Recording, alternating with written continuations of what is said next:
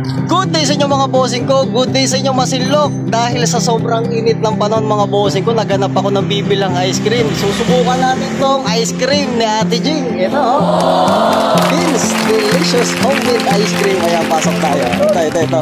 Sa may tapat lang to ng elementary school mga bossing ko. Ito, anong flavor Ate Jing?